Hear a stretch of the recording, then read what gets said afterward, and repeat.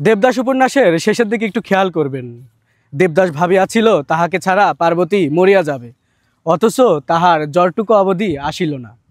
পার্বতীর জ্বর আসেনি কেন জানেন? যে পার্বতী আসলেই ন্যাচারালি ভাবেই দেবদাসকে প্রচণ্ড রকমের ভালোবাসতো, কিন্তু সেই ভালোবাসার কাছে সে কখনোই তার আত্মসম্মানকে বিসর্জন দেয়নি।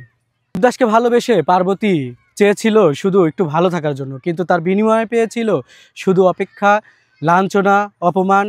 ভালোবাসা নিখাত ছিল বলেই লোকলজ্জার মাথা খেয়ে সমাজের সবার সামনে তার ভালোবাসার কথা পার্বতী প্রকাশ করেছিল। দেবদাস যখন সেই পার্বতীর ভালোবাসার যথার্থ মর্যাদা দিতে পারল না, তখন পার্বতী দেবদাসকে ছেড়ে যেতে এক বিন্দু অপেক্ষা করেনি। দেবদাস ছিল তার ছোটবেলার খেলার সাথী, কৈশোরের অপেক্ষা এবং যৌবনের প্রেম। সারা জীবন পার্বতীর ধ্যান জ্ঞান সর্বস্ব জুড়ে ছিল দেবদাস, কিন্তু পত্নী হিসাবে সে বেছে নেয় এমন একজনকে যে তার চেয়ে বয়সে অনেক গুণ বড়, বিপত্নিক এবং 3 সন্তানের জনক ছিল। কেন বেছে নিয়েছিলেন জানেন? অনেকে বলবে যে অর্থবিত্তের লোভে, আসলে তা না। কারণ কি, সেই লোকটি পার্বতীর হাত ধরে স্ত্রীর মর্যাদা দিয়েছিল এবং সমাজে তাকে সম্মানের চোখে দেখিয়ে দিয়েছিল। দেবদাস যদিও পার্বতীকে ভালোবাসতো, কিন্তু পার্বতীকে সমাজের সবার সামনে নিজের স্ত্রী বলে বা ভালোবাসার কথা বলে যে প্রকাশ করবে বা পরিচয় করে দিবে সমাজের কাছে, কিন্তু দেবদাস সেটা করতে ব্যর্থ হয়েছিল। মেজাজি বাবার সঙ্গে রাগ করে দেবদাস বাড়ি ছেড়েছিল ঠিকই, কিন্তু পার্বতীকে সঙ্গে নিতে পারেনি। যেই পার্বতীর ভালোবাসা ছিল অনেকের আরাধ্যর বিষয়।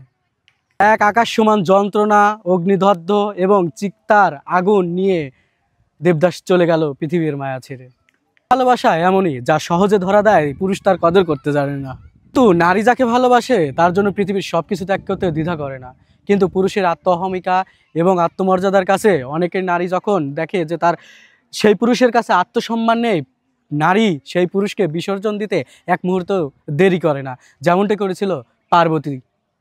নারী আপনাকে সময় দেবে, বারবার সুযোগ দেবে, কিন্তু তারপরে যখন তার ভালোবাসার মর্যাদা আপনি দিতে পারবেন না, তখন নারী আপনাকে ছেড়ে চলে যেতে এক বিন্দু অপেক্ষা করবে না। নারীর নীরবতাই হচ্ছে তীব্র প্রতিশোধ।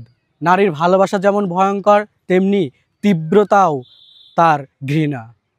ভালোবাসি শুধু মুখে বললেই হয় না, ভালোবাসার মানুষটার হাত ধরে সমাজের সামনে বুক ফুলিয়ে চলার নামই হচ্ছে প্রকৃত ভালোবাসা। আমার মনে হয় যে ভালোবাসার মানুষটির যদি আপনি দায়িত্ব না নিতে পারেন, তার সঙ্গে জীবন জড়ানোর কোনো মানেই হয় না। আমরা যেটা দেবদাস এবং পার্বতীর ক্ষেত্রে দেখতে পাই। সবার জন্য শুভকামনা।